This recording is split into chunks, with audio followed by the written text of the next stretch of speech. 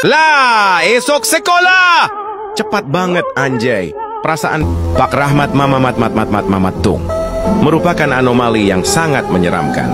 Konon, siapapun yang malas atau menolak pergi ke sekolah, Pak Rahmat ini akan muncul di tengah malam dengan senyum lebarnya yang mengerikan. Hi, takutnya.